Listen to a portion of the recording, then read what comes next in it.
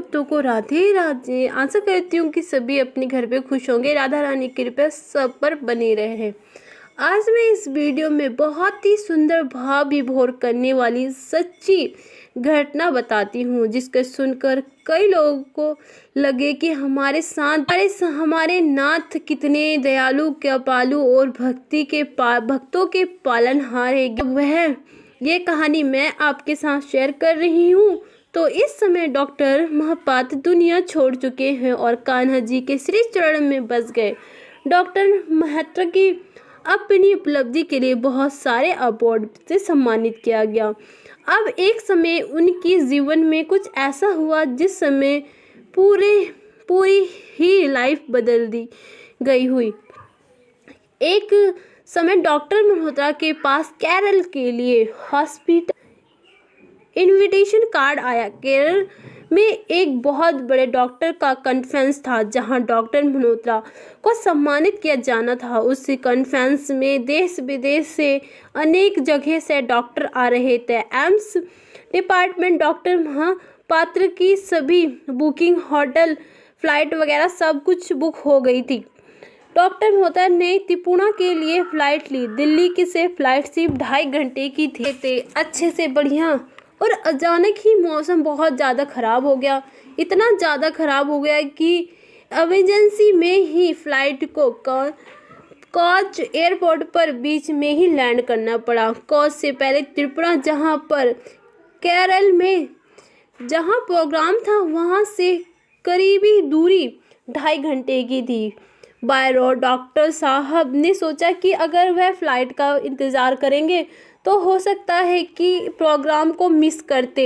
इसलिए उन्होंने फैसला किया कि वो एयरपोर्ट से टैक्सी की मदद से चले जाएंगे और त्रिपुरा पहुंचेंगे। उस समय बहुत हल्की मंदी वर्षा हो रही थी, तो इसीलिए डॉक्टर साहब ने टैक्सी हायर की और उनमें बैठ के आराम से चल पड़े। करीबी 1-2.5 घंटे से सफ़र के बाद अचानक ही मौसम की वजह से बहुत ज़्यादा मौसम ख़राब हो गया। बारिश के साथ ओले भी पड़ने लगे। बारिश, हवा और तेज़ आंधी से ड्राइविंग करना लगभग नामुमकिन हो रहा था। ऐसे जैसे तैसे ड्राइवर धीरे धीरे गाड़ी चला रहा था। तेज़ आंधी तूफान में ड्राइवर रास्ता भटक गया। अंधेरा भी छा गया। डॉक्टर साहब तो जैसे उस जगह से अनजाने थे। ड्राइवर की घबराहट उन्हें भी बेचैन कर रही थी। दूर दूर तक कोई आदमी नहीं दिखाई दे रहा था। तभी दूर डॉक्टर साहब को कुछ रोशनी सी दिखाई दी, तो डॉक्टर साहब ने ड्राइवर को रोशनी की तरफ चलने को कहा। जब वो उस जगह पर पहुंचे तो उन्होंने देखा कि कोई एक छोटा सा गांव था। एक जगह पर डॉक्टर साहब ने कार को रुकवाया। बारिश अभी भी बहुत तेज थी। डॉक्टर साहब स्वयं गाड़ी से उतरकर उस घर के दरवाजे पर गए। दरवाजा खटखटाया, नॉक किया। अंदर से एक महिला ने उनके दरवाज़ा खोलकर डॉक्टर साहब से उन्हें अपनी परेशानी बताई। भी ऐसे मैं फंस गया हूँ, मेरी फ़्लाइट मिस हो गई, अब मैं जा रहा हूँ, मौसम बहुत ख़राब हो गया। कि महिला बहुत अच्छी थी। उन्होंने उनका बोला कि आप थोड़ी देर के लिए अंदर आ जाओ, आराम कर लो, जब बारिश रुक जाए तो फिर आप आराम से सफ़र के लिए चले जाना। वह महिला लगभग 50 से 55 साल की थी। डॉक्टर साहब ने ड्राइवर को भी इशारा करके अंदर बुला लिया। वह घर बहुत छोटा सा था, गरीब साफ दिखाई दे रही थी। कुछ ज़्यादा सामान वगैरह भी नहीं था। एक खाट बिछाई हुई थी। उस महिला ने उस पर चादर डालकर डॉक्टर साहब को उस पर बैठने को कहा। डॉक्टर साहब और ड्राइवर आराम से बैठ गए। बाहर वर्षा।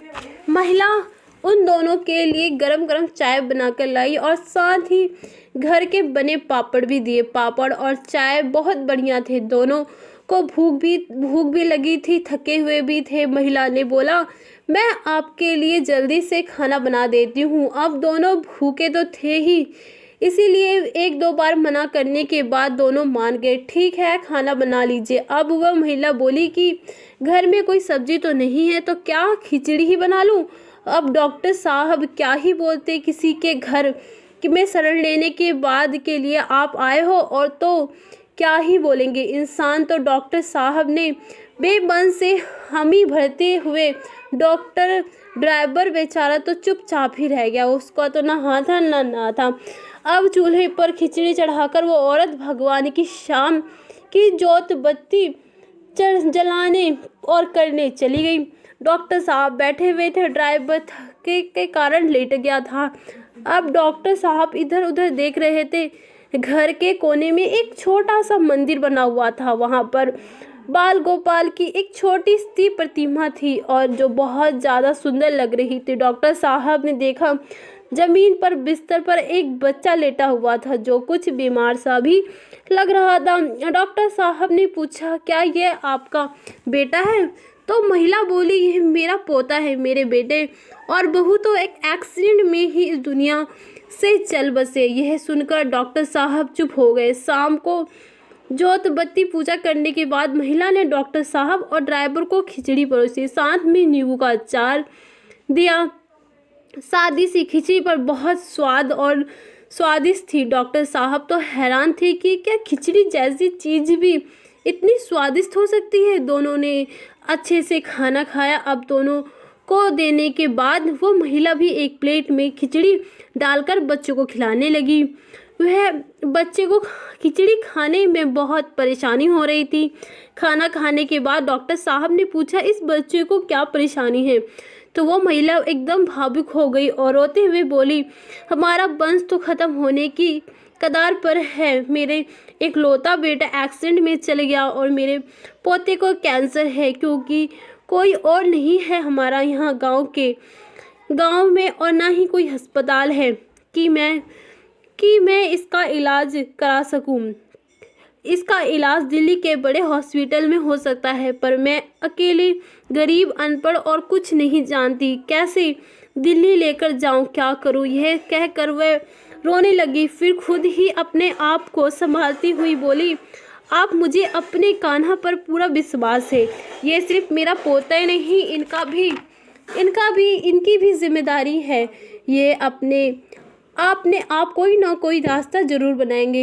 यह कहकर वह बच्चे को खाना खिलाने लगी। अब डॉक्टर साहब ने कान्हा जी की तरफ देखा तो उन्हें ऐसा लगा जैसे डॉक्टर साहब को देखकर मुस्कुरा रहे हैं। डॉक्टर साहब क्यों अचानक सारे घटनाक्रम याद आने लगी। कैसे अचानक ही यहाँ केरल आने का प्रोग्राम बना हुआ, इतनी सीनियर डॉक्टर हैं, कोई और भी आ सकता था।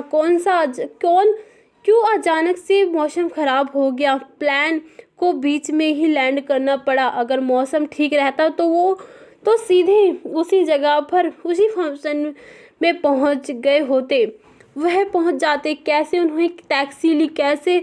वो तूफान में रास्ता भटक गए और कैसे पूरे गांव में वो इसी घर में आकर उन्होंने दरवाज़ा खटखटाया। सारी बात सोचकर डॉक्टर साहब का दिल भर आया। और वो नास्तिक तो नहीं थे, पर हाँ, कभी पूजा पाठ नहीं करते थे। वो मेहनत को ही अपना कर्म मानते थे।